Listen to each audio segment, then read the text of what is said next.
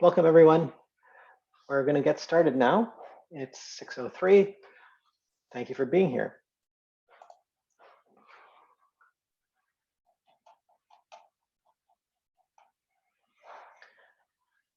Hello, everybody, and welcome. My name is Sean Abassi. I'm the Director of Community Development at Volunteer in BC. My pronouns are he and him, and I'm really pleased to be with you here today. We're going to go through a few different things for our forum today. And I'd like to provide ask Riddhi to unmute yourself and provide our land acknowledgement to help us get started. Okay. We would like to begin by acknowledging that the land on which we gather and which Volunteer NBC operates is part of the treaty lands and territory of the Mississaugas of the Credit. For thousands of years, Indigenous peoples inhabited and cared for this land.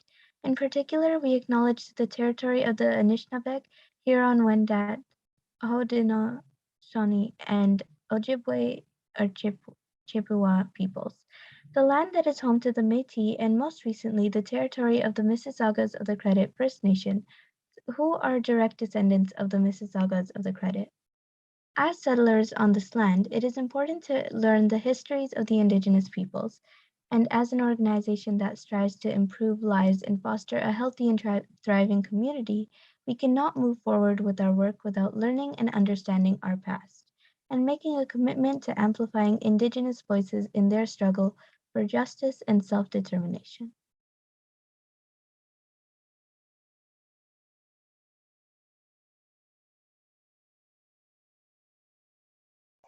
Thank you. That's very helpful and definitely something for us all to consider every time we're doing anything. Is just what is our relationship with people of this land, original peoples. So a few housekeeping reminders. The session is being recorded, and we'll be sharing the recording after the session.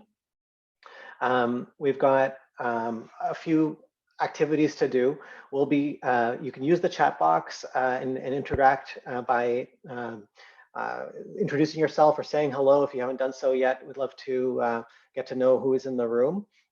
Throughout the session, we'll be having a lot of opportunities to interact, but if you do want to speak at any point, you'll need to just raise your hand and we'll come to you, but there will be a question and answer toward the end. If you're not speaking though, we ask that you keep your mic on mute just so that it helps make the audio nice and clear. And there are captions available here in Zoom. So a little bit about this event. It's been organized by the Volunteer NBC's Savvy team. We've got members of the Savvy team here today. Savvy stands for Senior Ambassadors Virtually Volunteer with Youth. It's an intergenerational program, connects seniors and youth to volunteer together to causes that are important to them. And it's really all about a combination of one-on-one relationship building or in small groups, and they share skills and they have their monthly group connects. And then they hopefully will continue to be able to volunteer together. And then we're hosting this event to celebrate International Volunteer Day, which was just on Monday, December 5th, with the theme Solidarity through Volunteering. Today's theme is all about celebrating the solidarity of youth and seniors and in between. So we're going to get right into it. We have a pretty interesting agenda. We've got some icebreakers that we're going to be doing about myths and youth and senior related myths. And then we'll get into specific topic discussions where our Savvy teams will be sharing a little bit about some topics that they found compelling. And then I'll share a little bit about some of the volunteer opportunities that are available and how you can volunteer. And then finally, we'll have a general discussion and Q&A toward the end for anyone to weigh in on anything else. But throughout the event, we're going to be doing some really interesting activities using Mentimeter at menti.com. We'll explain that when it comes up. But essentially, that's how you'll be able to interact with us and throughout the session. So we're looking forward to your responses there.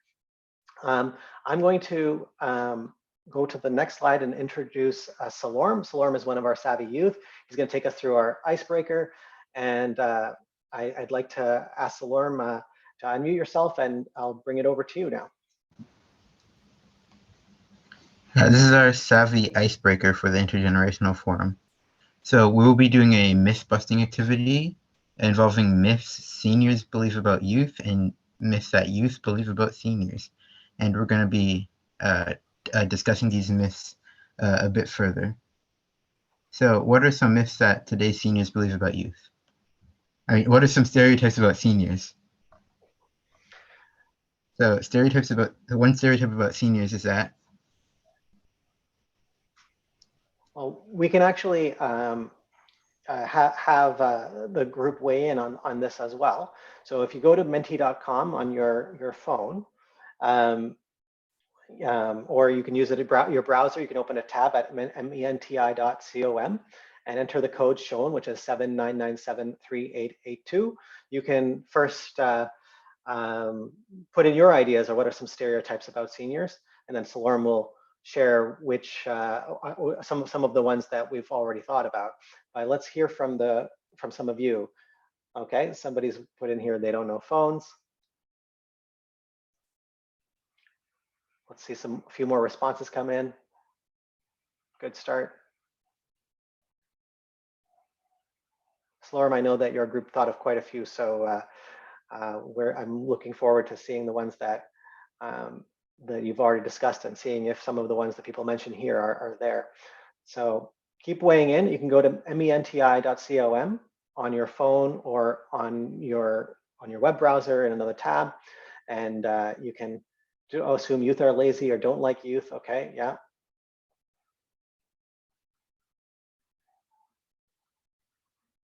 Slow drivers, okay, have a boring time. I just see they are slow, period, sorry. They are slow, yeah. Lots of good answers coming through here. Good answers, but I think definitely ones that we can dispel. What do you think, Solorm? So the first one, okay, they're just switching around. Assume youth are lazy. Okay, all seniors fall asleep easily. So this one isn't true. 20% of seniors fall asleep more quickly as they age, but many will have things to think about as they go to bed, and it will be difficult for them.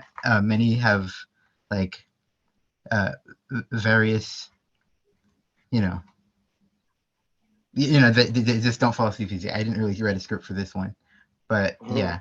Insomnia, you may have insomnia at night. Insomnia, yeah, I forgot it. I couldn't name it. And in the chat, people are saying, weak and slow, smarter than youth, don't understand us, incapable. All right, lots of other myths coming through that are there. So that's great. Here's the next one, Solorm. All seniors have a bad memory. 25 seniors polled experienced worsening memories. A youth polled assumed that 57% of seniors have experienced worse memories.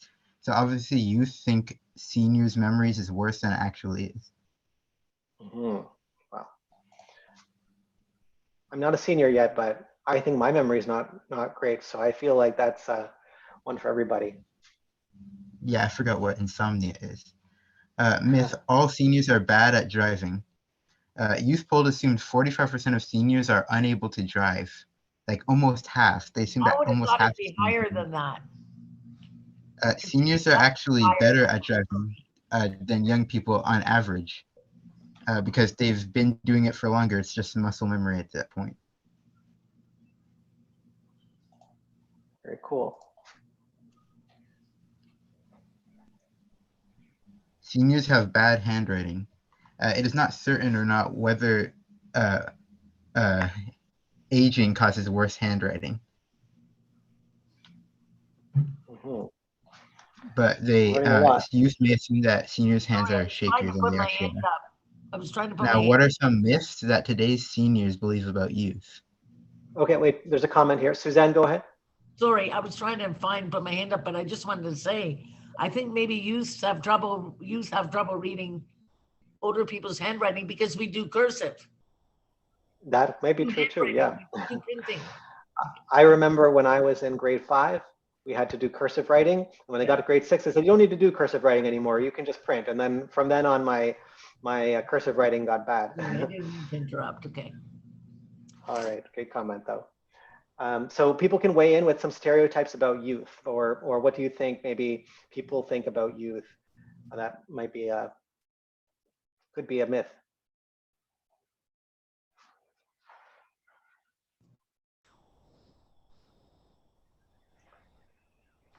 Oh, I can see you can't spell. That's so true. Because they use Yeah, there's short. some good ones in the comments too. So in the comments, people are saying youth can't read cursive, you can't spell. Um, Russell said, unless you're a doctor, I think everyone's chicken scratch is okay. Good point. Okay. Some answers coming through here. Naive, sleeps later, tied to their phones, too attached to the phones, impatient, irresponsible, energetic, sleeps later, don't appreciate life, lack of responsibility, they're slow, don't care. Ooh, okay. Seems like Not too the sensitive. youth on this Zoom are venting about what they've heard that the adults are unleashing on them. Let's wait for a few more responses. No respect for authority.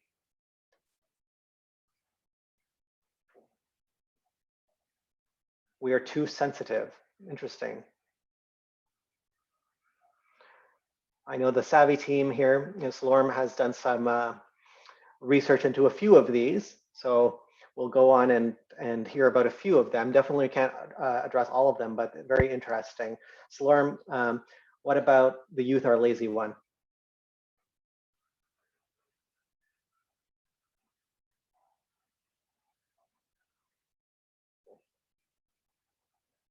Slorm, can't hear you. Are you there?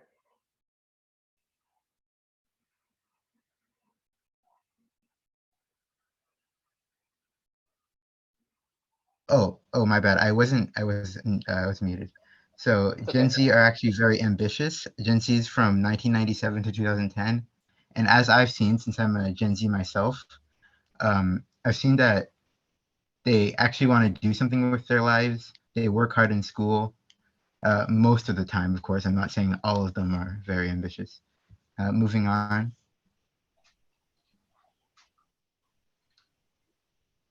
Myth, youth are irresponsible.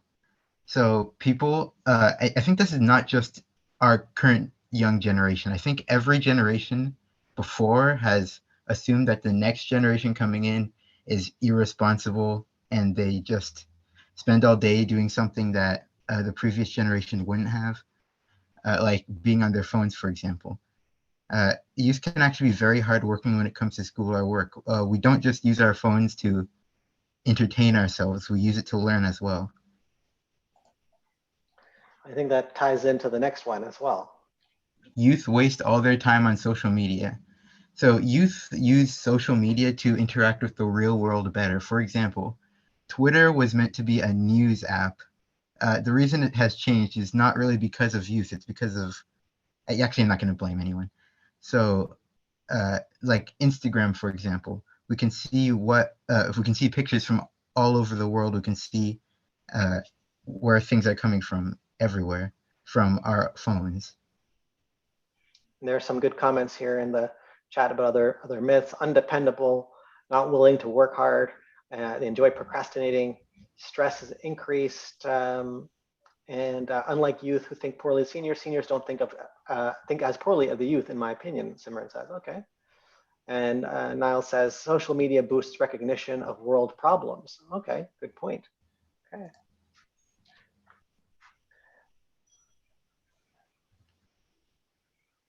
What other false stereotypes about seniors and youth are there?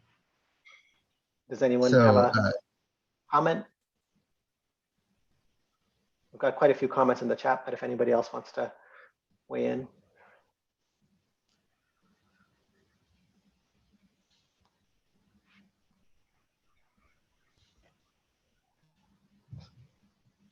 Oh, there's a hand up. Oh, Russell's got his hand up. Go ahead, Russell. So one stereotype that I think a lot of people think about is that seniors don't necessarily care about this generation or this current climate. But as I've gotten to know some seniors, I've myself personally see they have a lot of interest in youth. And an example is Suzanne. Today, she's absolutely fantastic, one of the Savvy participants, and she's really involved with the Savvy program, and I just find that fantastic. So that's a stereotype that I've known to now not be true. Thank you. And somebody put up there that, sorry, I saw in the chat, thank you, Russell, for that, but seniors still are, they don't have anything in common. And I do another call, which I'm going to actually talk about during this whole thing. I make calls to people. The point is, as I'm talking to this lady, I went through a conversation and we must have had 10 to 15 things in common. Nothing to do with age at all. I could not believe it, no matter what I said, place we were from, or neighborhood we knew, or you know what I mean, or something we liked, and one thing after the other. Oh my gosh, me too. So you never know. There's a lot of information in seniors, you know. So. For sure, for sure. And I'm seeing a lot of great comments here. Seniors try to dominate is another myth, and then just generalizing each youth and senior have many positives. Does anybody who has left a comment want to unmute and say more about what they've written? If so, you can either raise your hand or chime in. Yeah, well, I have 3 or 4 senior friends. I mean, my neighbors, and they all are my best friends. And I never felt that they are old or something. I every day call them. They came to my house. I'm around 40, but they are my best friends. We share whatever they did, whatever I did, everyday routine, and it's a great pleasure. And I mean, I lost my mom already, but I got my mother's again, and it's a big blessing for me. And I never felt that seniors are something supernatural. I love them actually. Awesome. Thanks for sharing that. Okay, we've got some thumbs up for that comment too, so great. All right, thanks, Salorm. So I know that next joining Salorm are Renee and Paulette, and they're going to be talking a little bit about a little bit about equality. So I will hand it back to Salorm and his Savvy teammates to talk a little bit about this.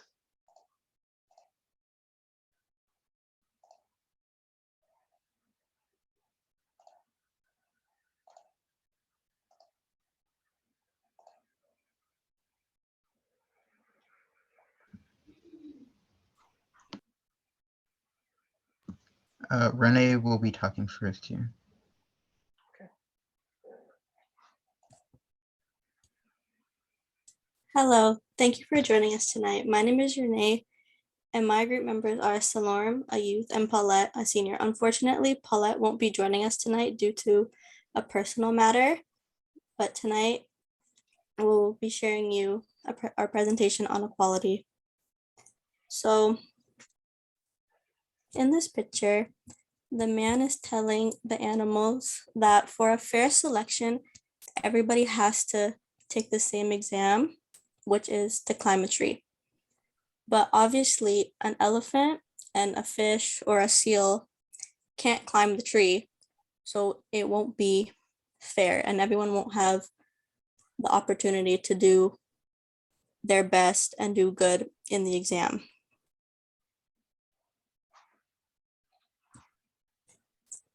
What is equality? Equality is the state of being equal and having equal opportunity to do good in certain things. Equality originally came from the concept of Christianity. Equality doesn't imply total equality, but it offers that there are certain inherent differences.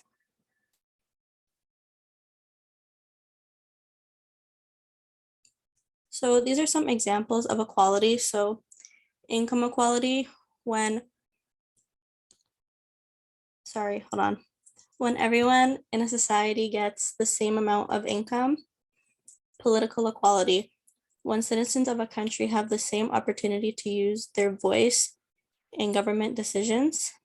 Education equality, when every child, no matter what their gender or race is, they all have the same right to equal education. And marriage equality, when a person has the right to marry anyone, no matter the race or gender. How we can achieve equality. We as a society can help to better incorporate equality into our society is to get rid of discriminatory laws, policies, and practices. Ways we can help out with this is you can host an organization or a / event, like for example, a peaceful protest. We can take action into our own hands, meaning if you see an opportunity to help someone feel as if they are equal to you, you can help them and they'll help others and you as well. Okay, so these are some questions that you guys can answer in the chat or out loud. So question number 1, what are some other ways you think would be effective in seeing equality in today's society?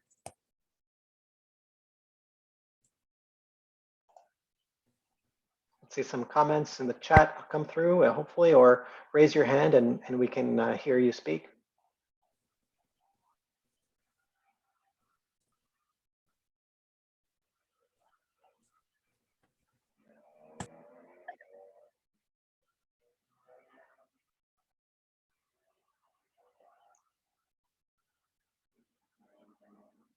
Don't be shy to have your voice heard. You don't only have to type if your microphone is usable. We always like to hear the different voices.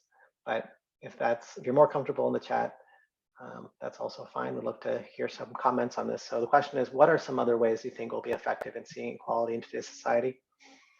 I would say in order to ensure that everyone gets access, full access equally. And that is the only way you can ensure equality, that everybody has the same access to whatever it is they want. Wonderful. Who was that speaking? Judy. Thanks, Judy. Yeah, that's a great comment. Definitely need some access. In the chat, I see Sherilyn has left a good comment. You have to model it to see it around you. Great input from Sherilyn. Sadia says, listen to each other to understand. And Derek says, just people considering the question and how it applies to that particular situation. That's sort of like the image of the animals climbing the tree, right? Like it's a situation that then makes you go, where you realize why it's unequal, right? Great point. Sherilyn's agreeing about active listening. And then Srijani has said, by treating others the way you want to be treated, or the way that they want to be treated. Great comments there. Renee, do you want to read out the second question for discussion? Okay. Have you ever had an experience where you felt less equal than someone else? If so, how did it make you feel? And in the chat from the previous question, people are saying enabling people to develop their full potential. That was Sagika, and Benita said activities which allow everyone to participate equally should be promoted. Okay. Yeah, so for the second question, Derek says, I didn't feel too good. If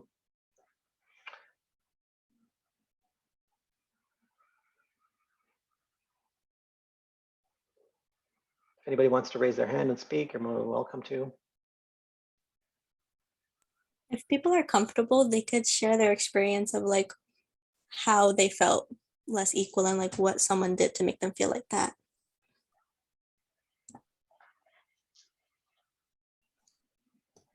Marina said, it made me feel like I don't matter. So Russell's got his hand up. Russell, go ahead. Yeah, personal experience I've had is I am an immigrant. I do come from London, UK, and so when I moved to Canada, I had experiences where I didn't feel equal, mainly because of the surroundings that I had, and I could say the friends that I had. they would brush off my thoughts and opinions, mainly because, you know, I was new, so I didn't necessarily understand certain Canadian culture references. And then they would, you know, within that youth of bringing someone down, whether it was on purpose or not, it just made me, it made me feel that we weren't equal, even though, you know, we're the same age, same classroom. But with their comments and their responses, it really put me down and made me feel not as equal to them, just because I wasn't born here. Yeah, that's definitely difficult. Thank you for sharing that, Russell. In the Sorry, that makes me angry because we're actually all immigrants. Every single person who's here, whether you were born here or not, well, even if you were born here, we're all immigrants from different, like. Yeah, thank you for sharing that. In the comments, Dia mentioned she made her feel hurt. Narushan said, yes, I have. It made me feel terrible about myself. And I saw another hand up from Niall. So Niall, go ahead. Yeah, hi. Like I have an example which happened to me. It may not be as like as emotional or like scarring as being treated badly because of like your race or something, but at a lower level, like if like I play sports, so when I try out for a sport and then there are like people who are coaches' favorites basically, right? And then they get favored over other players, even though the other players probably work just as hard or even harder to get to make the teams. It's not the best feeling when you don't make the team because the coach has favorites, and it's not like, yeah, like I said, it's not as hurtful as being like excluded because of your race or something or culture or anything like that, but at such a small level it's still pretty hurtful. Yeah, you know, you're a good point. Like exclusion can happen on different wavelengths and in different ways we experience it. So thanks for sharing that. There's a comment, a few more interesting comments here in the chat coming in from Vanita. She said, when I arrived in Canada in 2018, I felt less equal to someone when I was not able to get a job as I did not have a reference, but the other person got even with less experience because they had a reference, right? Right, that can be unfair. Unfair hiring practices are definitely one of the areas where people face barriers. And then Sherilyn adds, language is so important that we use inclusive language that everyone understands. Be aware of short forms, colloquial language, and euphemisms. Never assume that everyone knows your expressions. Great point, Sherilyn. Alvin says, having tools and or policies in place to level the playing field is important. Great point. And then back to Renee about the third question here. How would you interpret the picture on the first slide? Do you agree with the message? I'll go back to the picture just so people can think about it. Derek, you got your hand up. Did you want to answer this question or the previous question? This question. Thanks, Sean. I do agree with the picture, although I will make one caveat just from a volunteer perspective, since we're here talking about volunteering and things. Depending if it's a bona fide requirement of the position. So for example, I'm just looking at the fish and that made me think about it. If someone wants to volunteer to teach swimming lessons, for example, or possibly skating, then if you can't skate, you probably wouldn't be, you can't expect to be considered for that position if you couldn't skate or swim, for example. So there may be qualifications for some positions, but again, considering what it means for equality for that position and how you can make it, you can still eliminate barriers for different things, possibly for language, for example, if you can skate or swim.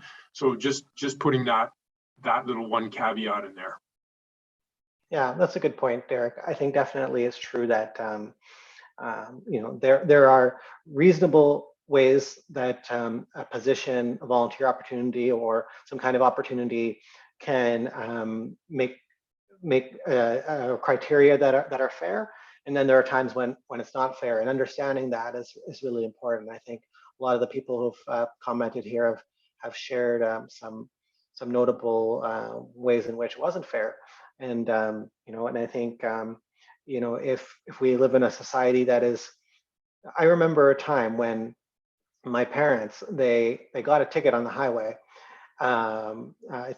Maybe I'm not sure if my dad was speeding or not, but afterward, he thought that it was because, he thought it was because of his race, perhaps, that he was, mistreated by the police officer. It's also possible that it was a legitimately fair ticket, but in an unfair society, people are more likely to, think that things are because of something unfair, and it's hard to then know the difference, right? You don't know when you're being discriminated against, or whether it's or whether it was something standard. So that's why it's so important that we try to find equality in all ways, so that people, when we do have legitimate reasons to apply different rules or conditions and criteria, that people will have faith and trust in that system, right? So really good point, Derek. Does anybody else want to share insight on the picture?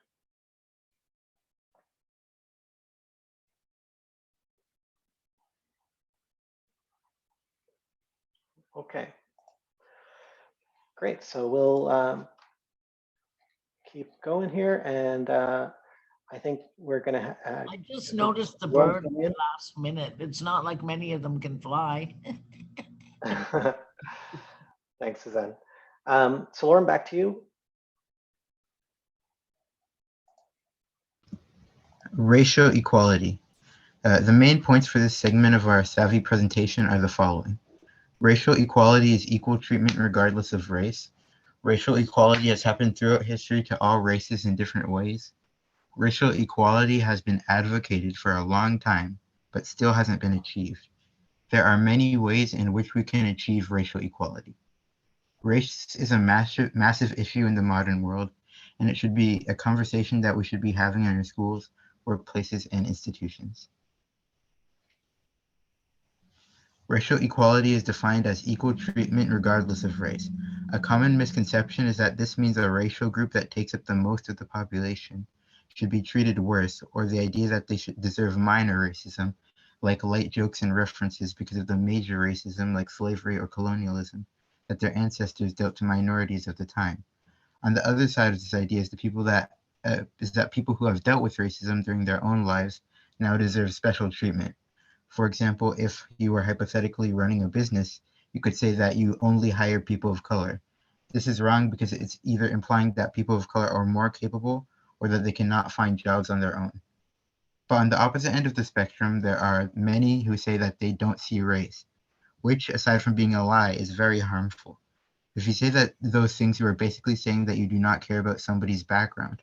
Also, in pretending to not know somebody's race, you may treat them differently. For example, if a teacher is desperately trying not to look racist, you can imagine that must affect the marks they give out.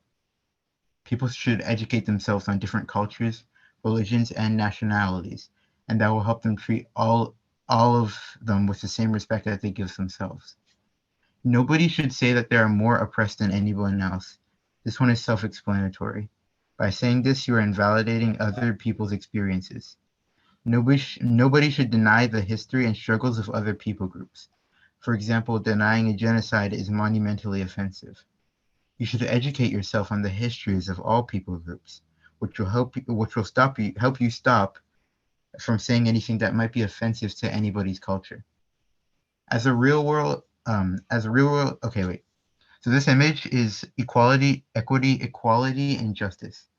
Inequality is so the boy in the red overalls, he is getting an apple because the tree is facing in his direction, and so the kid in the blue overalls isn't getting anything because not only is there less apples on his side of the tree, but the tree's the other way, so he can't get anything.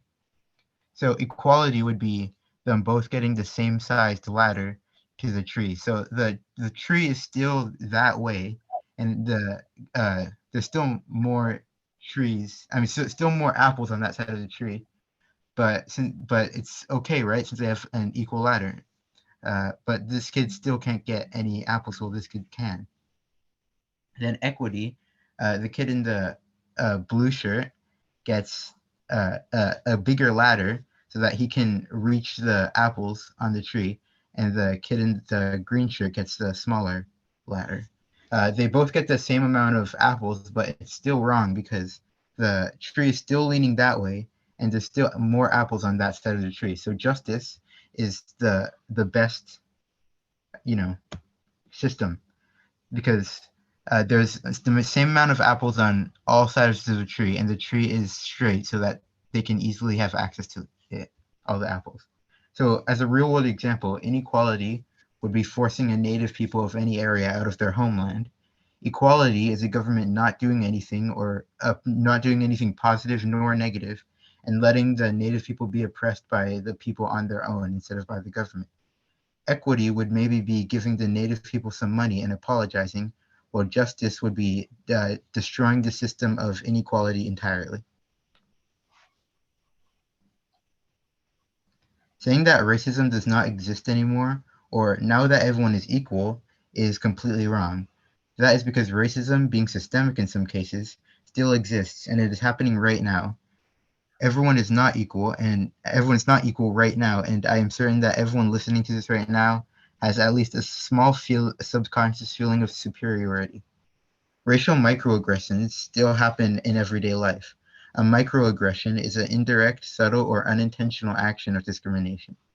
Examples are saying, "Where are you really from?" if someone says they are born in a place, or assuming that someone doesn't speak English just because they're a racial minority, or saying, "You're very blank" for a blank person. For example, "You're very articulate" for a brown person, thinking that that is a compliment, which it is not. Racism is still very present in the modern day, and some people might not even realize it. This is called covert racism. An example is somebody clutching their purse when a black person walks into an elevator, or unintentionally saying something that one thinks is a compliment, like "the most attractive race is blank."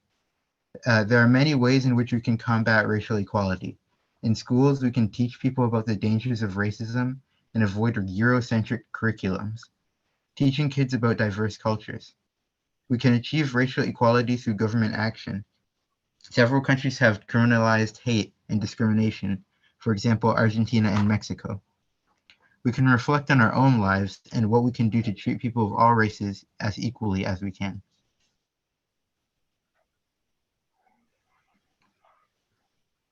Reflecting on ourselves, what is a time you experienced racial discrimination? So we can take some comments in the chat, or if anybody wants to raise their hand and share.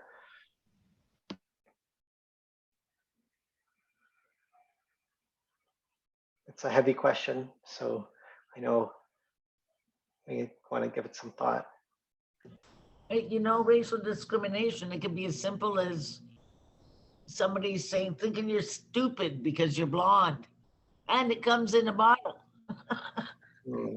And people will still say, not take you seriously.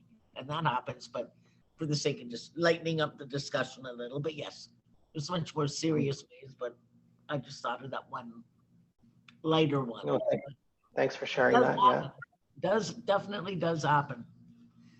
People I'll give you my recent experience. I am using a cane, and last week or the week before, I was getting onto the GO train, and a young Caucasian man was also using a cane. When we both got into the GO train, I was trying to put the seat down. We were both having problems getting the seat down. The GO train staff assisted the young man and walked away, and I was still trying to get my seat down. I mean, like, I was oblivious to him. He didn't even see me. He assisted the guy, the Caucasian guy, and he walked off and left me struggling there trying to get my seat down. And that's discrimination. Yes. It's age discrimination. It's color discrimination. It's race discrimination, and it's disability discrimination. 4 in 1. Thank you for sharing that, Judy. Yeah, definitely. That's a painful experience, and when you people expect, especially from public services, where there's a lot of investment in training and things like that, that there would be better recognition of that, but it still happens. Oh, it's on a daily Russell, basis. Russell has shared an image in the chat. Show that, okay, and then Sudha said, it happens more commonly in workplace when it comes to recognition and yearly appraisal. Right. So yearly appraisal, like as in, you know, each year, like in some jobs, they'll do like a review, performance review, and where they recognize different employees, and it happens there. Okay, thanks for sharing, Sudha. A couple other questions here. Salorm, I think, around effective ways to talk about racism.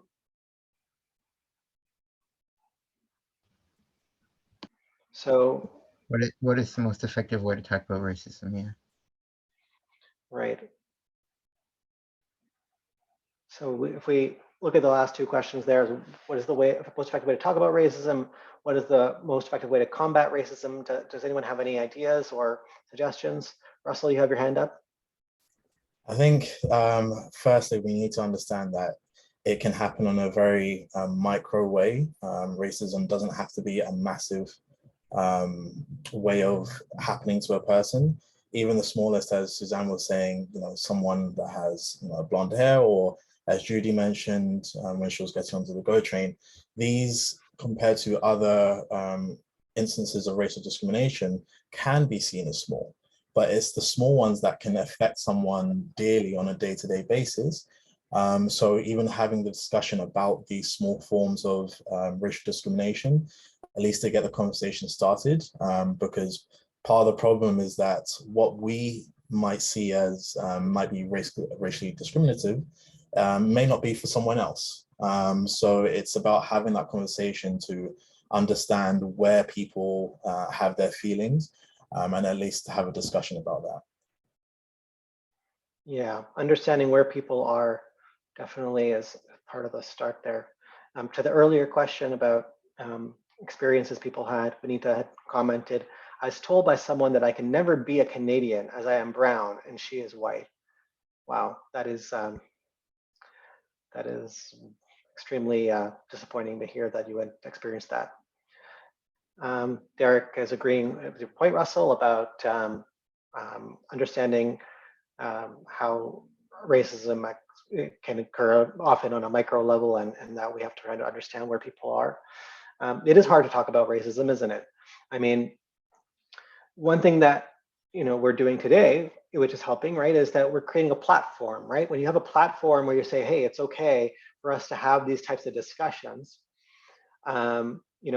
it allows for some things to come out that people would otherwise not say, right? Because you think like, well, is it the right time, or is this a situation where I can say it, or what will happen if I say it? What will the consequences be to me saying it? So sometimes you have to really purposely build in platforms. You might think that everything is fine. Sometimes at Volunteer in BC or in any organization, we think, oh, everything must be fine, right? Like, we didn't hear anything, nobody complained, nobody said anything, so maybe everything's going fine.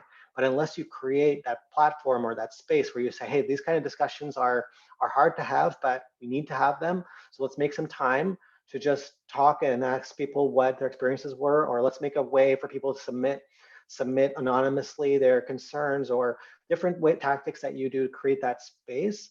That's also really important for making it possible to talk about racism. Vishnu, you sent me a direct message. I'm not sure if you meant to share that with everyone, but let me know if you wanted me to share that with everyone, or if you wanted to speak to it, because I think it's a very worthwhile comment. Oh, that was for everyone. So Vishnu says, I feel like something like racial discrimination, the education system should be better with educating others more about different cultures, briefly about colonialism of other places. It's good that students are learning about issues like residential schools here in Canada and how European settlers colonized Canada by doing a land acknowledgement. But I think that teaching about these other things briefly and the mistreatment of other races that occurred in these events should be done. Unfortunately, you never really know when racism is affecting what someone is saying or how they're acting sometimes, though. Yeah, no, it's definitely true that colonialism is not unique to Canada. We definitely have to learn about colonialism here, because sometimes we're beneficiaries of it, meaning that we benefit from the land that is here and some of the systems that were built, through colonialism. And we need to know what occurred and what happened to residential schools. But colonialism is a worldwide concept, and sometimes people don't know that other countries are colonized. When recently, there are a lot of things named here after Winston Churchill.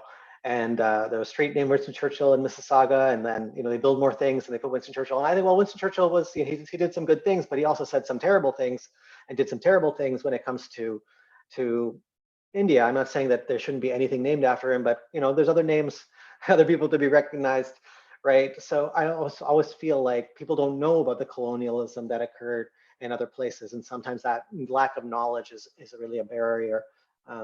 Good comment, Vishnu. I think. Sudha says, I think people experiencing racism should be heard well with concrete solutions, allowed to debate and establish things that are sorted out quickly before it escalates. Yeah, that's so true, right? Like if we had opportunities more to talk about it and deal with it before it becomes, extremely, before the harm increases, then I think that would be really worthwhile. Thanks for that. So, we'll definitely have opportunities for a few more comments. If you had a burning thought or something, there will definitely be some more discussion in the later part of at the tail end of our event tonight. But we are going to move on, and I want to thank that first group. Sorry, there's a little bit about gender inequality here, but we're definitely going to be touching on that in the next presentation, and we'll be sharing the presentations with everyone for their interest. I'm going to come back into the main part of our presentation here and invite some members of the oxygenators. It's one of our savvy teams. They're gonna be talking through a little bit about a subject where they're gonna clear the air. Sorry, what was that? It should say the oxygenators, but anyway. Yes, okay. Right, the oxygenators. So with the. So and I want to make sure that I welcome everyone well. So let's hand it over to Vishnu. Vishnu was just the one who left a comment, and we'll get us started. And let's see what we can learn about the oxygenators. Hello, can you hear me? Yes. Yep. All right, so now we can just go on to the Mentimeter, and Amish can talk now, and we can also answer these questions. Awesome. Okay, Amish. All right, so if everyone could just join the Mentimeter. Wait, is this the same code as before?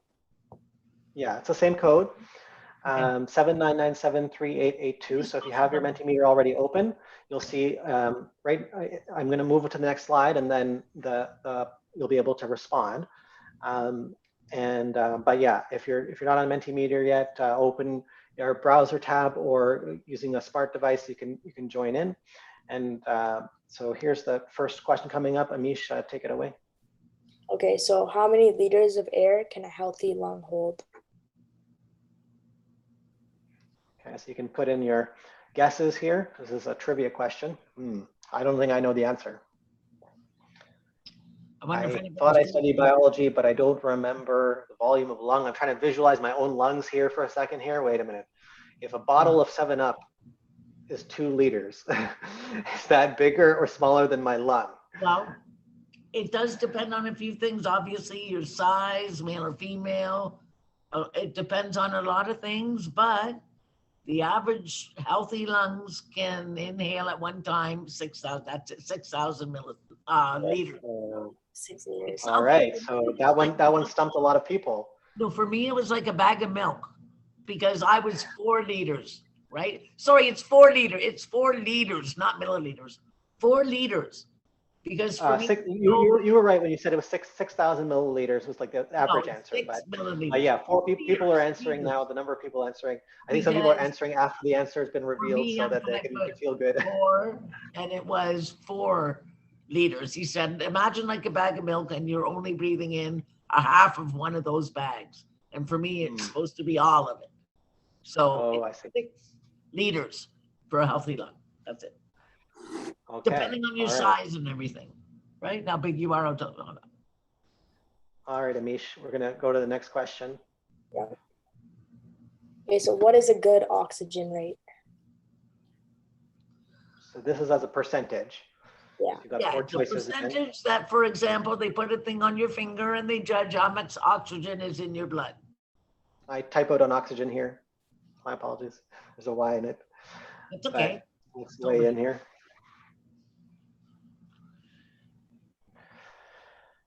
Okay, well, whoever put in it is between 95 and 100 is considered pretty good. And if you go below 95, once you get to, if you go below 95 and you're at like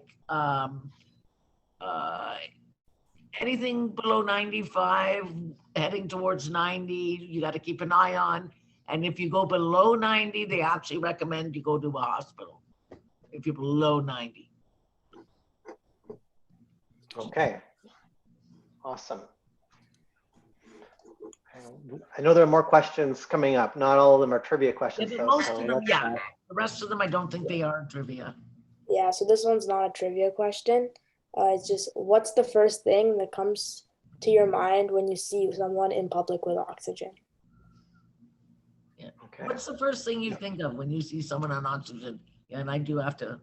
I'm gonna have to. So in a moment, you're going to be able to answer this on Menti. Okay. Okay. Can I just? Oh, I'm not sure if anybody. Let's give them some opportunity to weigh in first and put their thoughts in. Sorry, I can see. I'm interested to know how to test the oxygen rate. There's a little machine you can buy. It's $30. Put it on your finger. It's called an oximeter. Yeah, oximeter or something like that. Mm-hmm. Okay, so people are saying they're sick. I feel sad when I see them. May God heal them. Respiratory disease or cardiac problems. They have breathing problems.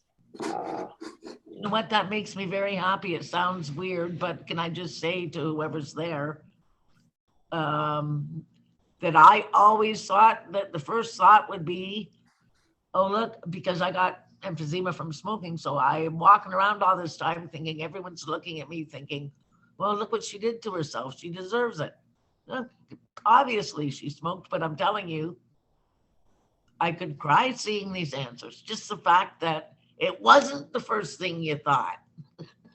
Oh my goodness, it melts my heart. Sorry. Well, we've got a group are, here. But it just the fact that you didn't just jump to that because, yeah, that's kind, very kind. So, okay, one person's response kind of got a little cut off there, but they said their age because most often I see older people with oxygen. So if your answer didn't fit into the box, so maybe what about if they're younger? What would you think? Same thing? Well, right, there are younger people too. Yeah, well, you need oxygen. Yeah, not everybody with them. So people having sympathetic feelings. Some people are just taking it at face value that they must have a health issue, and that is what they see. That's really great. Some people say they feel sad. Okay. Some honest answers here, so that's good. That's great. Let's go to the next question, Amish. Okay, so why do you think somebody would be put on oxygen? You got another opportunity to answer here. This one's a little more open-ended. Again, why questions are hard, right? Because I wonder if anyone here is studying bio or is life sciences or has done that already or has some other health background. Well, no, they require it. COPD, I don't know what that acronym means. Does somebody want to clarify for me in the chat maybe what COPD is?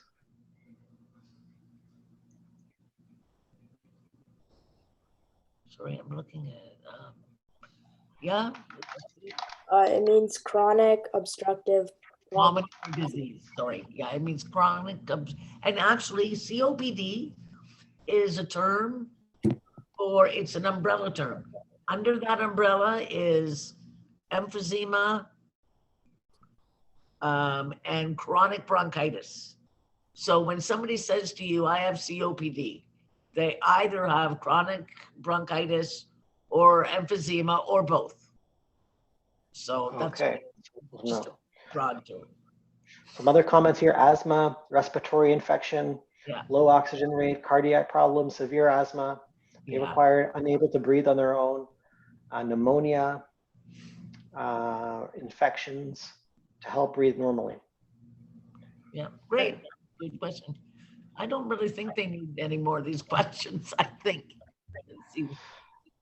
All right. Well, Amish and group has come up with quite a few good questions here. So how do you think it feels to walk around in public with oxygen?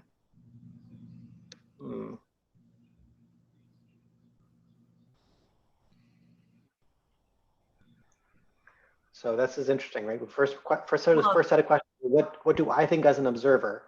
Next set of questions is, what do you think that person is feeling? Judged, cumbersome, that is embarrassing. Okay. They may feel a little awkward knowing that many people will stare.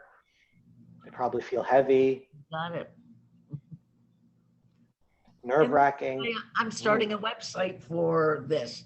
So people like myself can join and talk to each other about how to be. We're going to show you anyway. Yeah, you're going to show in a minute. Yeah. It's so nice to know that not everybody, is so quick to judge a harsh thing. All of you people, it's just nice to There's some comments here. Arlen says, tiresome, you feel people help you because they pity you. And I even have it's like an Intergen, it's supposed to be like a purse. That thing weighs 7 pounds. It's heavy. So it's not always that easy. I don't care. What's our next question? I have a different one now that makes air from the oxygen from the air around you. It's like an engine. You see it on TV. It's like a little purse, but it's heavy. But I started out with a canister, the smallest one there, and it's a pain in the butt. Oh, here, how long? How many people? Yeah, how many people? Does anybody know anybody in their life? Is anybody you know on oxygen? I'm just curious. I was just curious, so we decided to ask. Anybody know? I wouldn't be surprised if not. Nobody's been, okay. All right.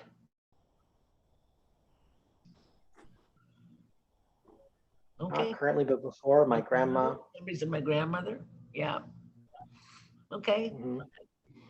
And you can live a long time with it, by the way, just saying. So, okay.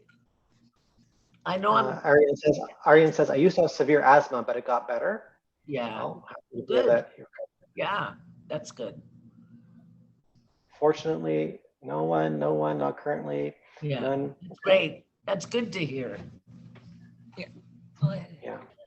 Probably. Sadia says they look awkward, but we shouldn't let them feel like that. Yeah. Yeah. Okay. All right. We'll move to the next question, but it can be the case where, right? You never know. It might be today that there's nobody, and then tomorrow you know somebody, or tomorrow it could affect one of if you don't have a condition, you may develop a condition. So, Amish, next question. Due to the reaction, this next question is kind of silly. Is society unfair to people who live on oxygen due to personal choices in the past? What I was asking was, do you think people judge people for smoking who went on oxygen? But this whole group was very kind earlier, so we can move on. Okay. Well, let's hear. So we'll let people take a few seconds to put something in. Okay. Maybe keep it brief, and we'll keep going. So the question is society unfair to people who live in oxygen due to personal choices in the past? Some would, no, maybe so. Okay. I think some mixed feelings here. I'll give it a few more seconds. Some would. Yeah. Maybe. All right. Depends on the person. Okay. That's interesting. Just checking the chat to see what. Niall in the chat said, actually, my best friend had asthma. People are better educated in time. Arlen said, it used to be my dad, but people are still talking about some people that they knew. My mother-in-law was for some time in her last stages, so that said. Yeah, some really good comments. And then a lot of people saying, yes, maybe if they had a drug history, interesting, right? So maybe like people are not judgmental too much about one thing, but maybe another thing they're more concerned about. Nicotine in itself is a drug, period. That's true. Okay, let's keep going. We have just a little bit more on this topic. So Amish? They already said all of that. They already. How can we be supportive? Okay, yeah. Well, let's see. What else do people think about how they could be supportive to someone on oxygen?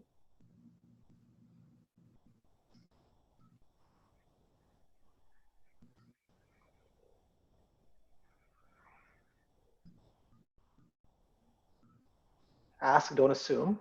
Be kind. I think that's wise words in a lot of cases. Offer to help. Okay. We're seeing our acts of kindness and our volunteer spirit shown here. Good. Be inclusive, right? Yeah. We've been talking about that. Yeah. Okay. No, I want to keep going because I know we have a couple more groups to kind of shed some light. And just Help them from out. their first answer, you know they're going to answer from their first answer, you can already tell they're a supportive group of people.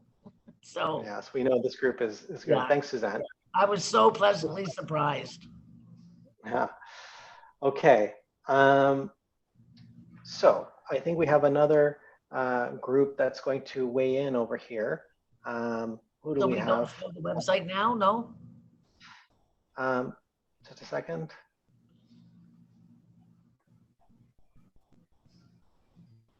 I'm not sure. It's up to you. Well, obviously you're. Yeah, sorry, the website. Yeah, I'm sorry, it's here. Yeah, I wanted to show that. So for these people, if we're just getting it up and running, so if you know or hear of someone on oxygen, yes, I created this website. It's sort of still in the works, but yes, as you can see, it's, do you find being on oxygen sucks? Literally, yes, I did say that. Do you feel embarrassed going out in public? Anyways, it's for people like myself. They're going to click on it and it will take them to a link where we can talk. There is another page too. If you go on blog about what we are, that gives credit to, Savvy and the people that helped, and it gives credit.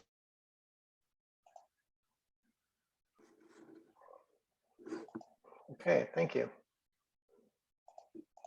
Okay, well, this is definitely a website you can check out at theoxygenators.ca. It's a new one with the Savvy team, the Savvy. Anyway, that's what I'd like to do, and that's it for me. Okay. All right.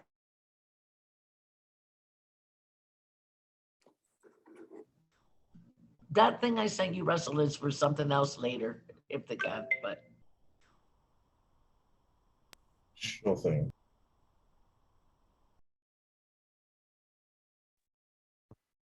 Test. I think I got a little disconnected there. So, new people. Okay, let me just bring my screen back up. So, so I was just saying, check out the oxygenators.ca. Great job by this Savvy team to put this together.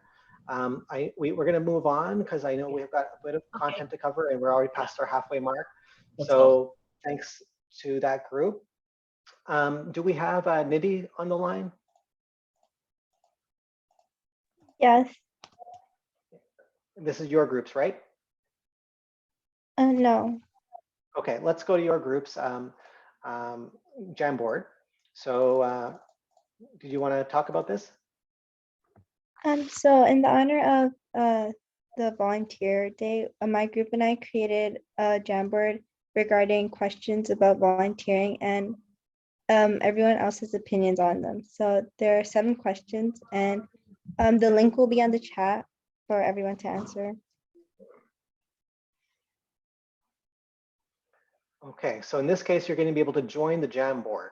So if you've never used Jamboard before, don't worry, it's pretty convenient.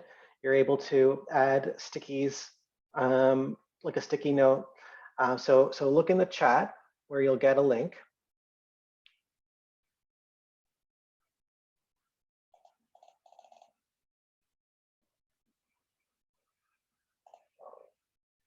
So I'm going to take a look here. Has the link been shared in the chat? No, it hasn't, not yet. I can help out with that. So when you join Jamboard, you'll be able to see what I'm showing on the screen here. And if you're not able to join for whatever reason and you want to share ideas in the chat or speak as before, we'll definitely add your thoughts to the Jamboard for you. So that's okay as well. But I'm seeing people join the Jamboard. And the first question is, how does volunteering impact you?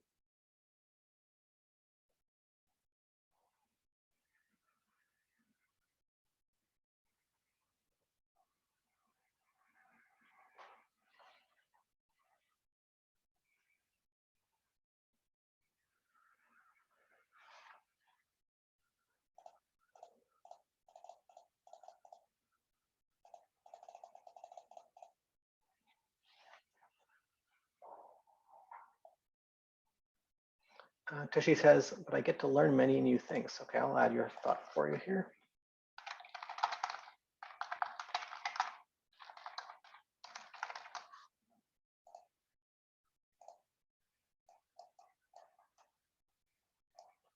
Somebody else wrote, allows me to gain experience and new skills.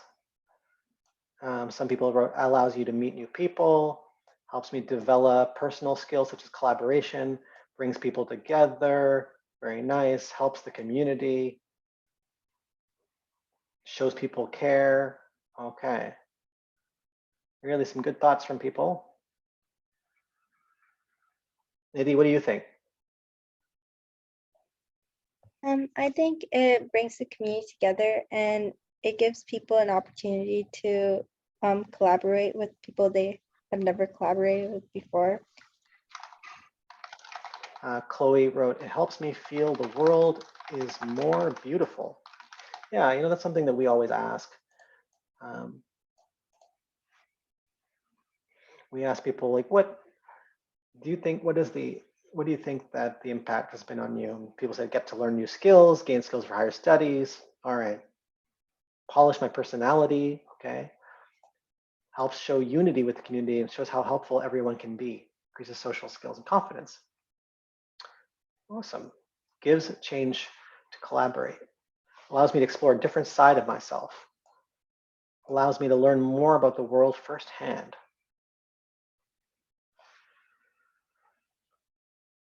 Okay.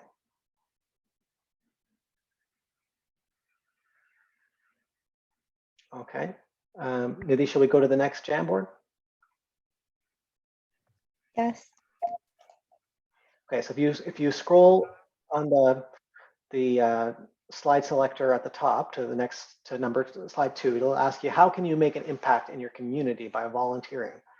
What do people think of this?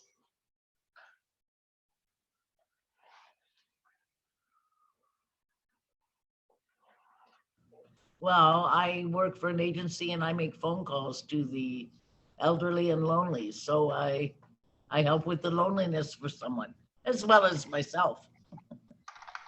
So I feel like I get to give back in a way. Okay, I'm adding your comment briefly to the Jamboard with the sticky, reduce loneliness for others and myself. Great thought, Suzanne. Anyone else? And you're welcome to speak to it if you'd like. If you think you have a long thought and it takes too long to type it, you want to say something, that's also cool. My impact will help other organizations prepare for events. Someone said, I get to teach kids how to play chess at the Brantford Library. Oh, awesome. Awesome. I never taught chess, but by the way, I love Scrabble and taught a lot of people to play Scrabble. Don't learn chess from me though. You won't be very good. I can teach you the rules though. I'm okay being bad at it. I just need to find somebody at my level to play against. Great thoughts. Allows you to add value to the needs of your community. Great.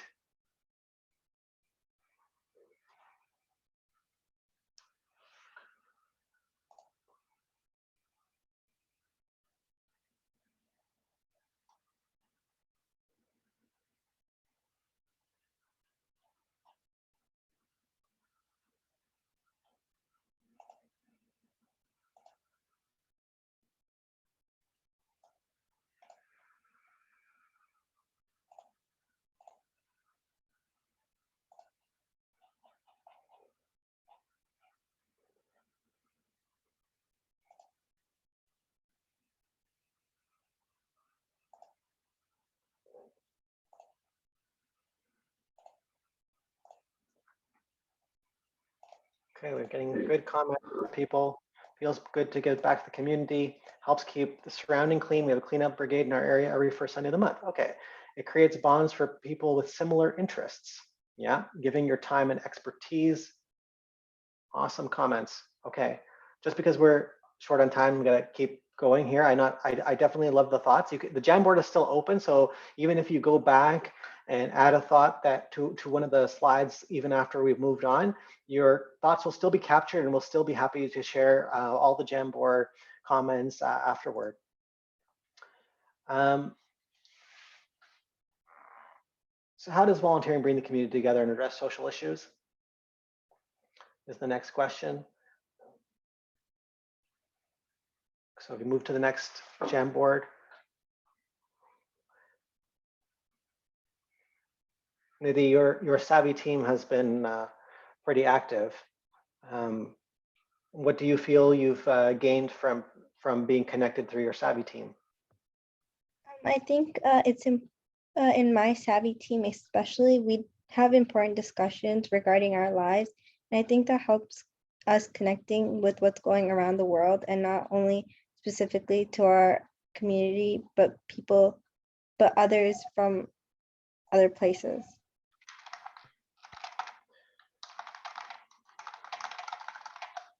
I'm adding your comment here as in short, like connecting with the world and people from other places. Awesome.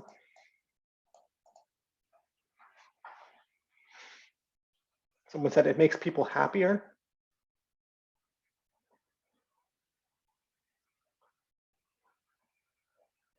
Okay.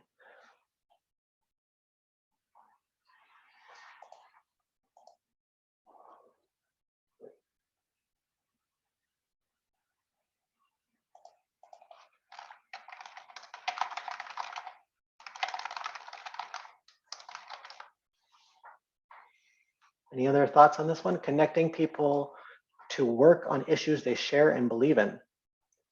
Someone said volunteering can bring the community together through strengthening and social aspects. All right. Giving hope to someone that we care. Yeah.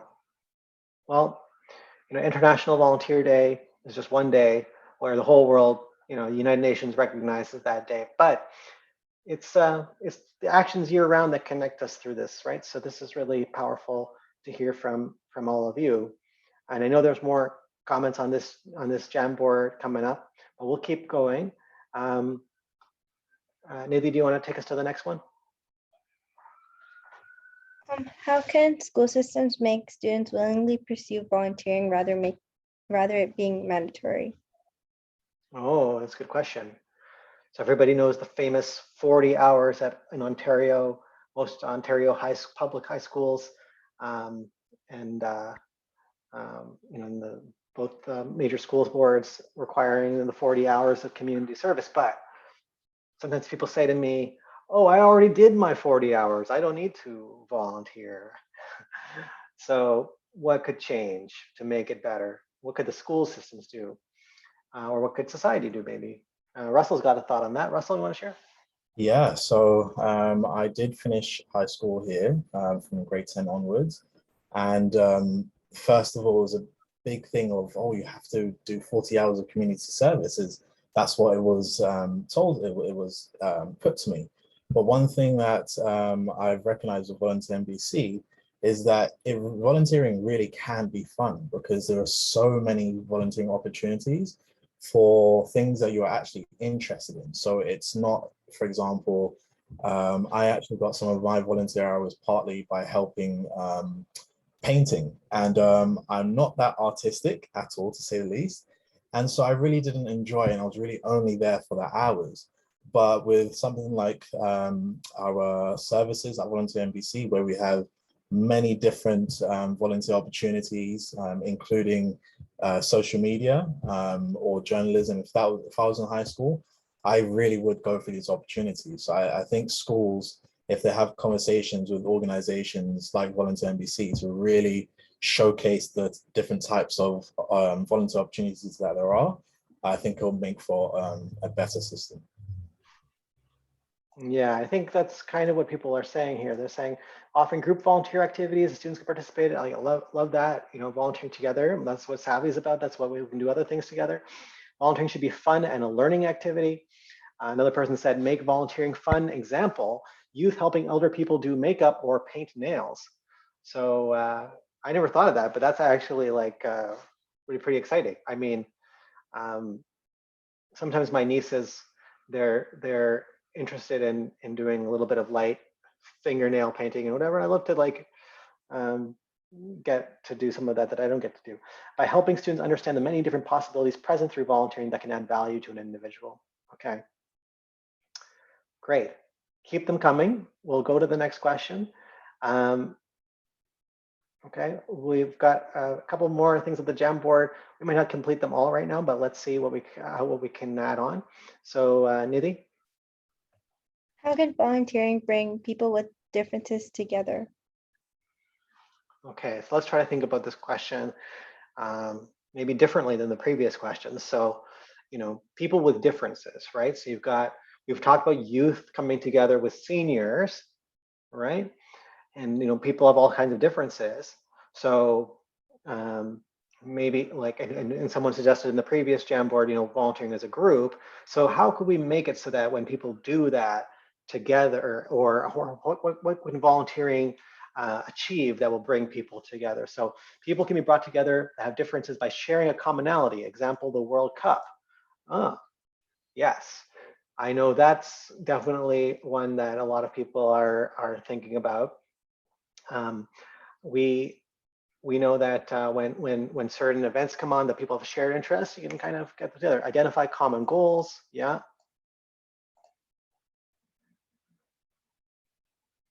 And if anybody wants to also raise their hand and speak to this, they're more than welcome to weigh in with a thought. I'd love to hear some more voices from different people. If you haven't had a chance to speak yet, let your voice be heard this evening. Just raise your hand and we'll come to you.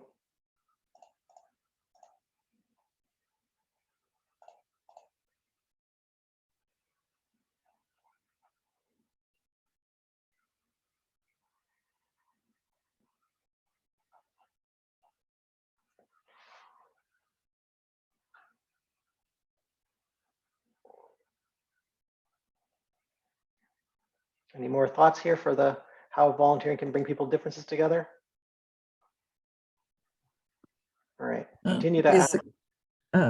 It brings people with different background together, and this way, different culture mesh,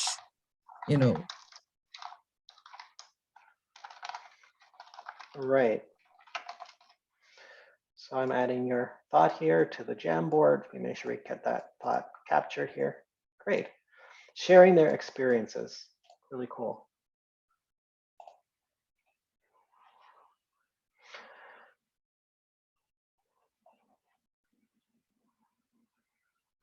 All right. I'm loving what I'm seeing.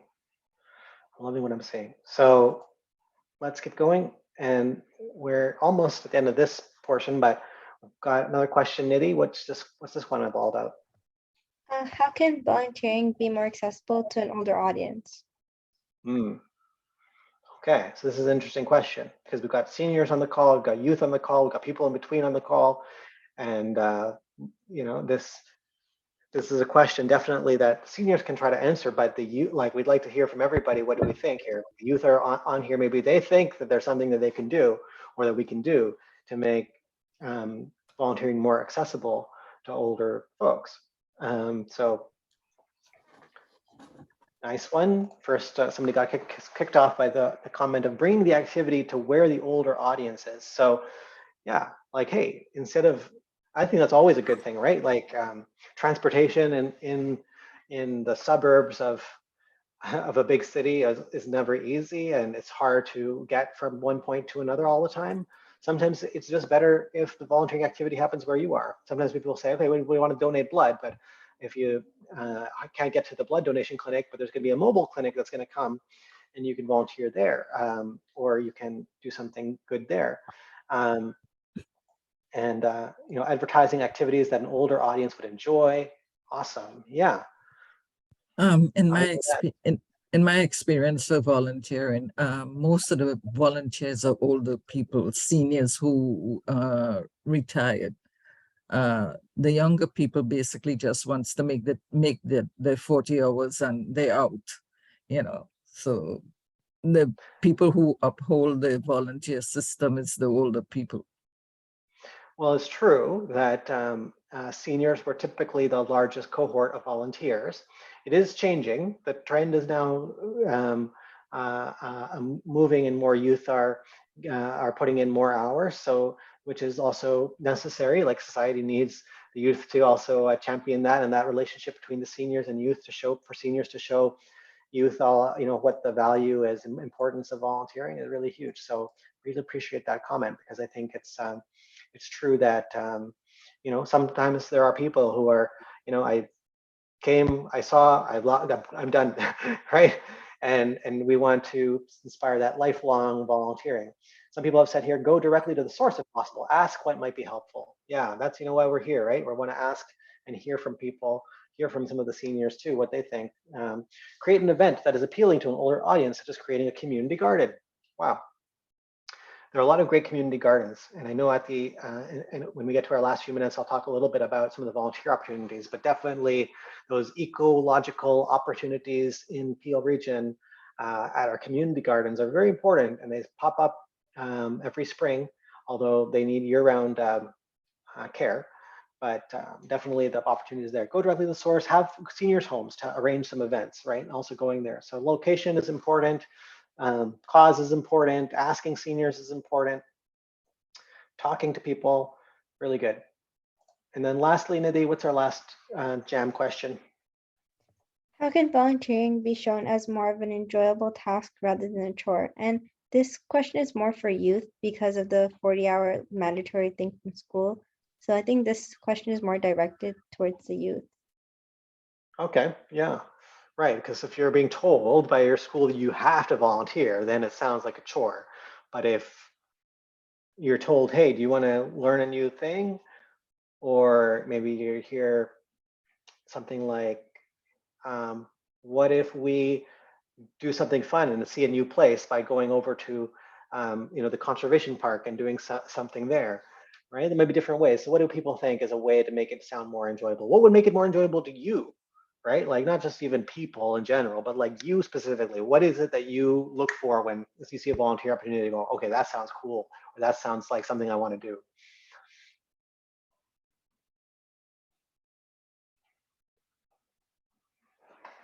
All right, good marketing, pictures, descriptions of what is involved. You're absolutely right. I They think should we create a need little more app pictures. online for how to help seniors learn how to use like a cell phone and stuff. Right. Let the volunteers choose from the list of chores which they like to do. Yeah. Be able to have more choice with what you do. Choice. Yeah. Choice is always important, right? Like you don't want to feel like you're doing something because you had no other choice, right? Like, oh, I have to volunteer and all I can find is a volunteer opportunity is this one thing, so I'm going to go do it. I don't want to be there. But if you have choice and you feel that sense of, hey, I have agency, I have a say in the matter of where I'm going to be and how I'm going to spend my time, then volunteering is fun. What else do people think about making it more enjoyable? This is a really key question for us as a volunteer center. We always want to know what will make it more enjoyable. By finding a volunteer opportunity that you can be passionate about. Very cool. Okay. This is our last board jam for this portion. It all depends on whether you, let me just make this bigger, join a volunteering opportunity due to your own interest or because of the 40 hours. Us teenagers should choose things we actually like. Great. Thea has her hand up. Thea, did you want to weigh in? Yeah, I just wanted to tap in. Are you hearing me? Yes, go ahead. Awesome. Yeah, I really just believe it really boils down to a personal, it's almost like it's a conviction or it's just a personal need you have to serve. It really boils down to that. Just the love of helping someone who possibly can't do it for themselves is very fulfilling.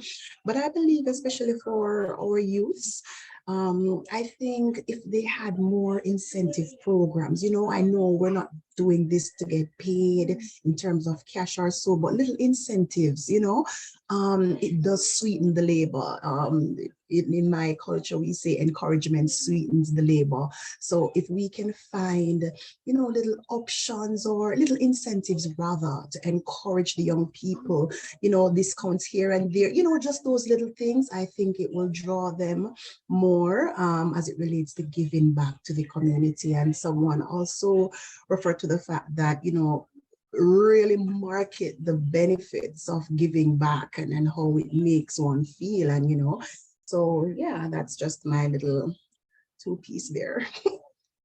Yeah, and Nazbeen in the chat says she really loves your phrasing there of encouragement sweetens the labor. Yeah, I think that's so totally true. Like sometimes you just need a little bit of a encouragement. Somebody to tell you, hey, you know what, you did a nice job over there. That was good. Or and then definitely talking about the benefits. I think Volunteer BC, we definitely talk a lot about the benefits of volunteering, but we also need other people to spread that message. You can connect with us on social media and tell people, hey, what, volunteering is actually not annoying. It's awesome and it can be good. Yeah, sometimes it can be annoying if you have the wrong thing. So you got to find the right thing. So this is all great. Nidhi, did you have anything else you wanted to add or talk about with related to this, your group? No, I think this is good. Awesome.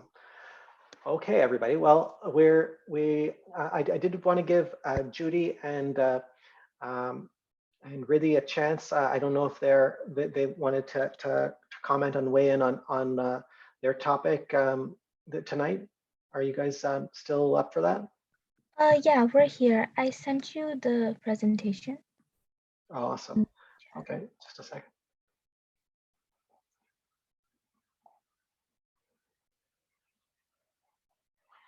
Where did you send it, Nidhi? Riddhi? I sent it in a direct message. I think I can send it again. It might have gotten lost. Oh, in a direct message here on Zoom, right? Yeah. Oh, okay. Yeah, sorry. Let me take a look here. Oh, I think I got disconnected, so maybe I lost it. That's for a reason here. If you put the link in again in the chat, I can grab it now. Yep, I can. I sent it. Okay, here we go. All right, everybody. So this is a really nice presentation we have. It touches a little bit about our first topic, so I'll leave it to Riddhi and Judy to figure out if there's some overlap. They don't have to necessarily go into as much detail on that, but this is our final of the Savvy groups. It's going to share a little bit of an insight tonight and get some of your thoughts. So go ahead, Riddhi and Judy. Okay, thank you. Hello, everyone. I hope you're all doing well. Today, Judy and I will be talking about discrimination.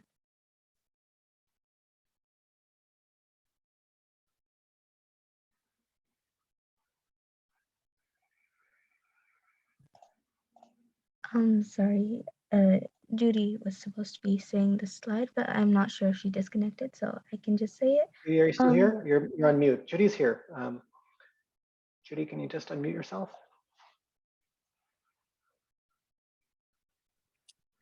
No, I have not seen the slides. Okay, what is discrimination? Like discrimination is when an individual or individuals are treated badly because they are different in any form or way. Discrimination basically is oppression. It's an unjust treatment of people because of race, religion, sex, disability, and the list goes on, et cetera, et cetera, et cetera. So we have age discrimination, we have pay discrimination, we have national origin, pregnancy, color, race, skin, and all these things. And I'm not going in the order because this slide wasn't sent to me. That's okay. Well, housing discrimination, again, we have like basically that you'll have someone advertising an apartment for rent, And say, for instance, they would say only one ethnic group should that they will rent to. They will rent to another ethnic group because of the narrow-mindedness or the unfairness, injustice, or the lack of whatever. Again, we have lack of pay equity. This is gender pay equity here, because women throughout history, women are always paid less than men are, and we're fighting. Women is fighting, although there's a lot of laws on the book, but most of them are not really adhered to, because you have let me see if I could find my notes here. The gender gap between people still exists, and we have the Canadian Foundation, the Canadian Women's Foundation, which is bringing these issues to the forefront. And in 1952, the Female Employee Fair Equity Act was passed. This was passed to protect equal pay for women, but it still exists today. And I don't know if Renee is going to take the other one, because like I'm totally lost because she didn't send me these slides. That's okay. Oh. That's okay. Riddhi can also weigh in here, both from your same group. So go ahead, Riddhi. Yeah, I can continue from how it impacts. So, oh shoot, I just lost it. Oh, right, okay, sorry. So we kind of wanted to ask you, take the opinion of the audience. How do you think discrimination impacts people, besides the options that are on the slide? Okay, folks, any comments on how does discrimination impact people? We did hear some things here, and there are some suggested points here. But what else can you weigh in on? Does anyone want to share a comment, maybe a personal experience? We had a few earlier. It's a little bit of overlap, but if anybody had something else from that thought that they wanted to add in, we'd love to hear you or see your comment in the chat.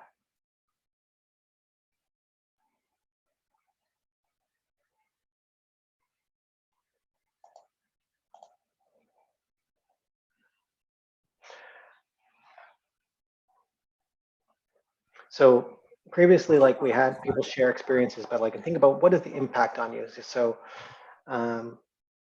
maybe it makes you less likely to do something. If you do something one time and then you find that the door gets closed on you because people were discriminatory toward you, then you're less likely to try again.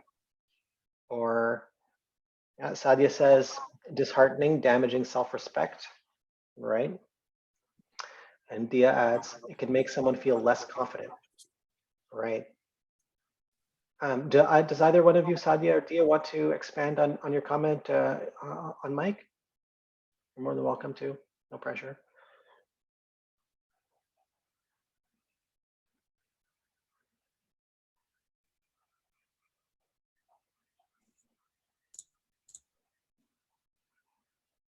Hand up, Russell, go ahead, Russell.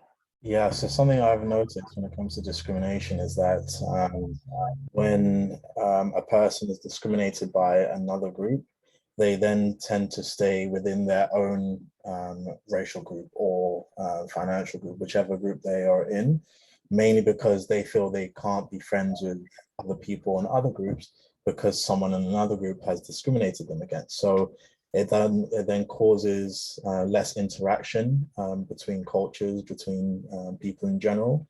So that's one of the impacts that people don't always notice, but definitely has an effect. All right. Yes. So everything. Oh, sorry.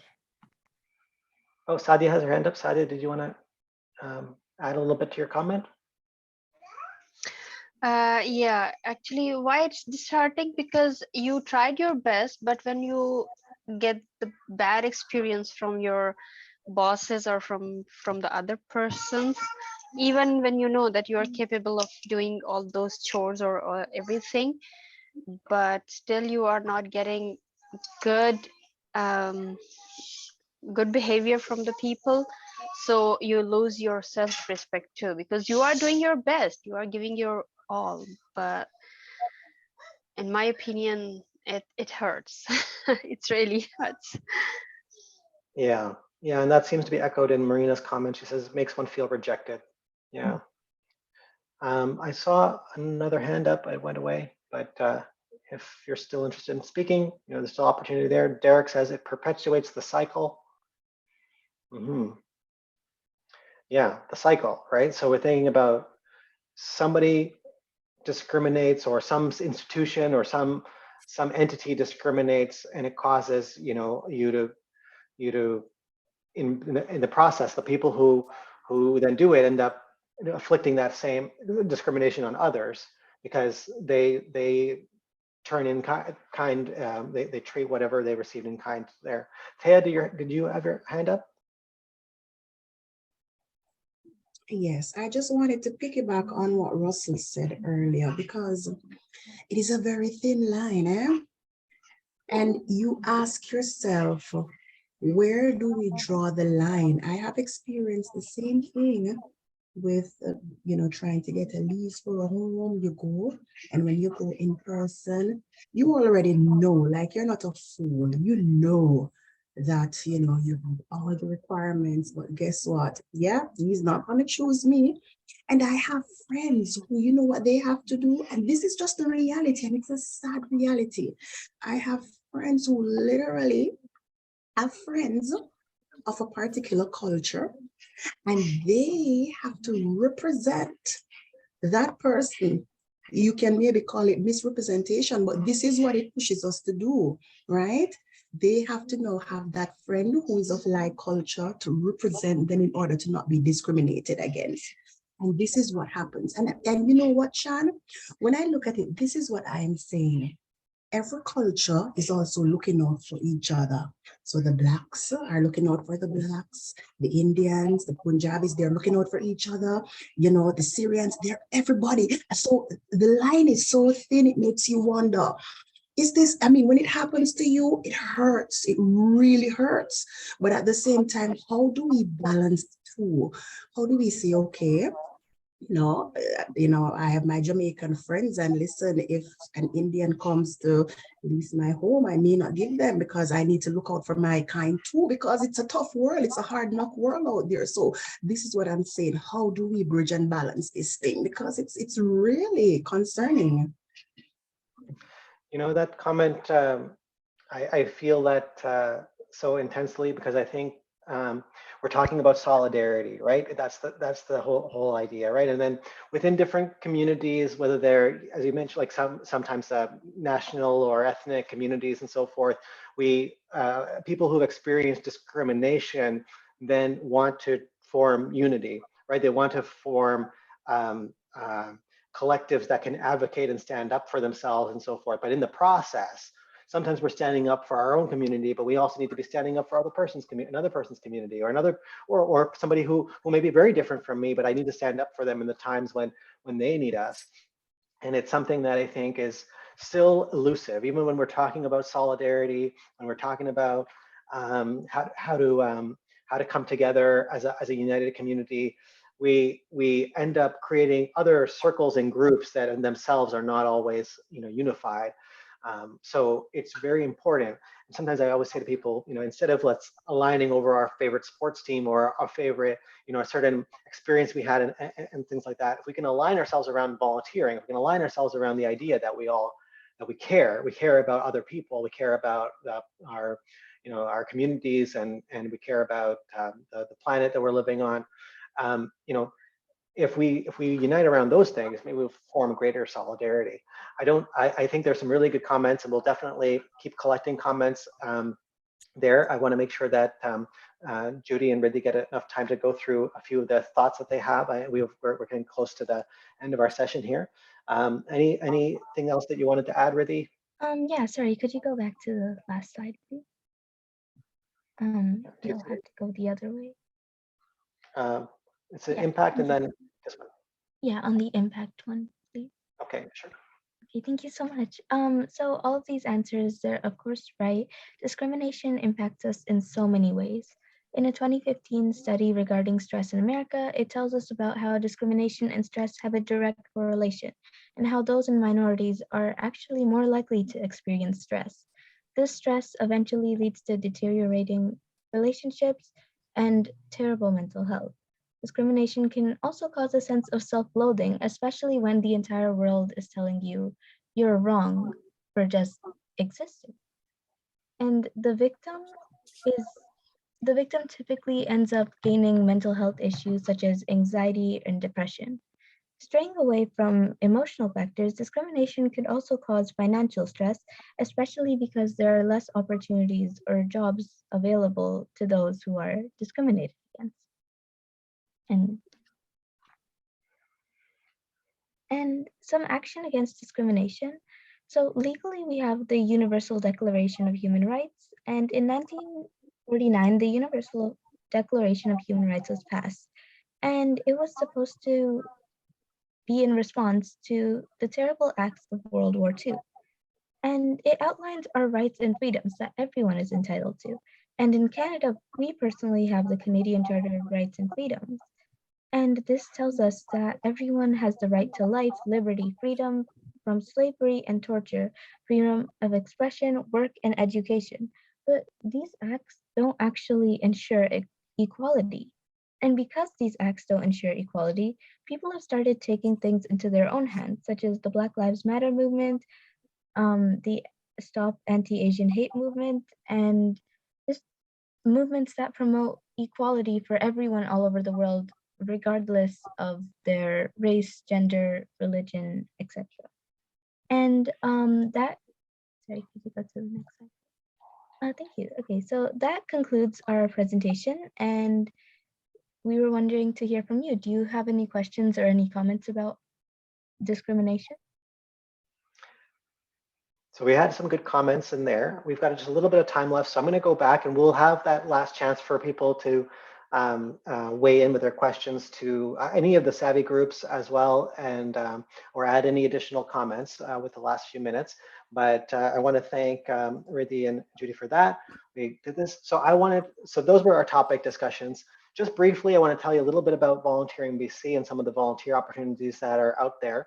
I really value what everybody has been saying on the overarching theme of International Volunteer Day is solidarity through volunteering. And as you saw from the Savvy teams, they were talking about solidarity. They're talking about it in specific contexts. They're talking about it in broad contexts.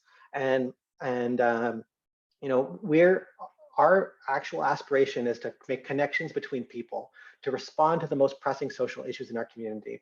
We're a registered charity, and then we have other nonprofits that get connected to Volunteering BC. And we're part of a network called the Ontario Volunteer Center Network. So that's happening, so we're spreading the idea of volunteerism across the province and then across the country with Volunteer Canada. We have over 200 nonprofits that are part of Volunteering BC, and then we connect people to the causes that need them. Some of you probably heard about this event through our communications and already know a little bit about Volunteering BC. Some of you might have even applied to volunteer positions on our website. I'm going to talk a little bit about that. But we also provide volunteer management support and learning services to the organizations, because if you had an volunteer experience and it wasn't so good, or you said, I had a volunteer experience, but I felt maybe there was a barrier or that there was maybe a discriminatory practice or something. Well, organizations need to constantly, improve and look at their own practices. So our learning center is how we deal with that. And we try to bring people again around shared values. So the value of volunteering and all the benefits that you talked about are very important. And that leads to our vision, which is to improve lives of the people in the community who benefit from the services, but also of the volunteers. So we need your time and skills. So if you go to volunteeringbc.org, you can search for volunteer opportunities and apply to positions in one click. Just to give you an idea, I'm going to open our website. You can click on volunteer opportunities to see the full index. When you do that, you can search, you can put in your kind of age category. If you're a senior, maybe you'll put in 55 to 64 or one of these age groups. If you're a youth, you'll look for that. And then you can filter your search further by their areas of interest and other criteria. You conduct a search, and you'll see lots of positions here. So for youth right now, There are quite a few positions. Some are in person, some are virtual. It'll indicate that in the location. If it has a V there, that means virtual. All right. And then when you click on one of the positions, you take an position that you're interested in. So for example, I see this one about downhill skiing support, right? So somebody touched on skiing earlier this evening. So like, hey, if you can ski, this organization, the Adult Disabled Downhill Skiing organization at the Caledon Ski Club in Mississauga and Caledon are, Mississauga Road and Caledon is looking for it. So it gives you the whole description here, tells you what the qualifications are and the benefits. And once you've found a position that you like, you can press apply now. So you need to have a volunteer profile where we ask you your areas of interest, your skills, when you're available, things like that. So you create your volunteer profile and you can apply. Most of the positions you can apply directly through our website when you have a volunteer profile. It makes it a little faster so that you're, and then the organizations will contact you. But if you don't find something that you like through searching, or you do like something, but you're not sure, you have some questions about it, you can also connect with the organizations, or you can connect back with Volunteer NBC so we can assist you. So it's definitely very important that people continue to apply to the volunteer positions that are out there. If you apply, but you're not hearing a response, or you're not sure what to do next, you can always connect with Volunteer NBC for some support. That's the main idea of our volunteer referral service.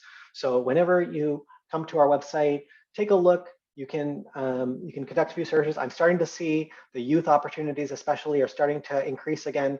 So if you're seeking some opportunities, now it's a good time to do a search. And there's a good combination of opportunities in Mississauga, Brampton, and Caledon that are there, as well as some virtual positions that I think are also very important. Definitely apply your skills and think about what you want out of your volunteer opportunity.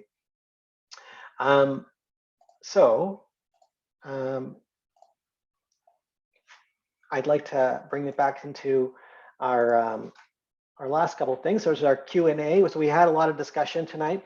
But what's one thing you learned today? Or Sorry. how else? Go ahead. I just wanted to say I was asked to do a quick presentation of where I volunteer. I part of the program. And, somebody just asked me about it because I mentioned in chat that I do phone calls, and it's very simple. I'll make it quick and sweet so you'll still have time, but I was asked to do it. Volunteer at the Victorian Order of Nurses, and it's called VAUGHN for short. And what they do is, actually Lady Aberdeen was married to the Governor General in Canada. Anyway, she wasn't from Canada, but she came here and she was from England, UK, and she wanted to Scotland. She wanted to make, have, health, like doctors in places where it was hard to get doctors. So that's how it started. And bring it to today, I work at Vaughan, and what I do is I make phone calls to people who are lonely or isolated. Right? They do a criminal check, and I had to do a fair amount of paperwork to get through it. But also, just to let you know, in case you might know someone who needs the services, they do Meals on Wheels. They also have volunteer visiting in person. I just do mine by phone, but they also have in person and by phone. And they have something called Seniors Lunch Bunch. So a group of people get together and have the lunch provided for them. So they have a couple other things if anybody's interested. I can give out I just gave the phone number to someone. The main number. Well, what I'm showing on the screen here is on our website, because Vaughan Peel is one of our members. Their positions are all posted here. So when you come to volunteerbc.org, you can also search by organization or go into the directory. And you can see, and these are the ones that Suzanne's mentioned here: Meals on Wheels, the Telephone Reassurance Program, the Seniors Lunch Brunch.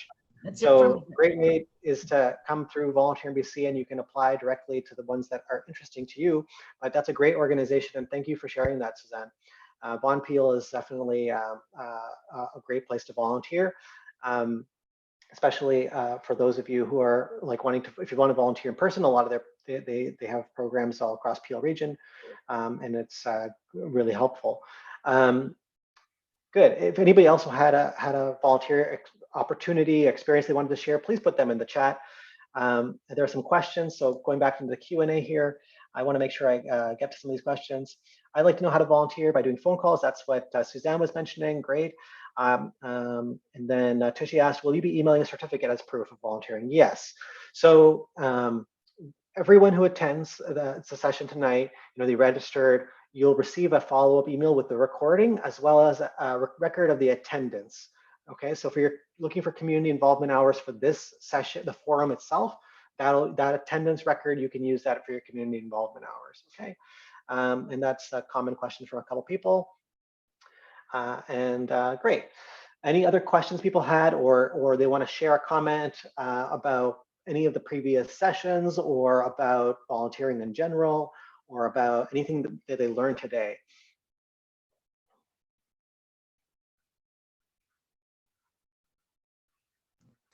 It was good, and you did great hosting. Thank you, both you and Russell. Did great hosting.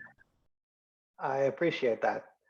It's easy when it's easy to host when people have such great inputs, right? Like, it's a tough topic. Some of the topics we talked about today, like some things were hard topics to hear, and other things were very uplifting. And I'm very appreciative of everybody's comments.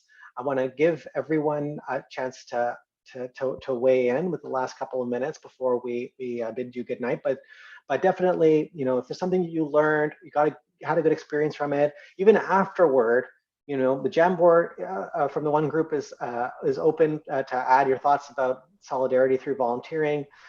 You can also send us an email and say, hey, I just had a thought, or I have something, I have a feeling on this subject. Would you be interested in sharing a volunteer opportunity on social media? Things like that, we always love to hear even after the fact. So if anybody has any thoughts like that, you still have the opportunity to do so. But for the purposes of tonight's session, I want to say a big thank you to all of our attendees. You've made it possible for such a meaningful discussion. Also, a great big thank you to all of our Savvy team members, each of them who got a chance to present, even with the ones who didn't get a chance yet to present or share tonight, because you really made it special. You helped us, you did some research, you came up with some very thought-provoking questions for us, and you helped us build this platform to have this discussion. It's not the last one that we're going to have coming in the next year. We'll have more forums for youth and seniors to come together on, and I'm very appreciative of all of you. I'm just going to check out on the last comments here. So people are saying some good thank yous here to people. Marina says, thank you for choosing to spend your time with us and sharing your views. Together we make a difference. Each of you is an important piece of the puzzle called life. Make volunteering part of your life. On behalf of our Volunteers NBC team, thank you again. And I hope people do. Because when you volunteer, for me anyway, I always feel like I get more back than I give. It's like I throw a ball out, the ball comes back bigger. I throw it out and it comes back even bigger. I just seem to get more than I give. Just somebody's smile, So true. Yeah. And I think a lot of thank yous and well-wishing, and thanks to everybody. So we'll close it there. I'm just going to advance to our thank you slides. You see our contact information in case you needed it. And of course, follow us on social media. Like, for those of you who are on social media, and I know that you are, and you're not wasting your time, you're using it wisely. So you got to be following some Volunteer NBC. Have a good night, everybody.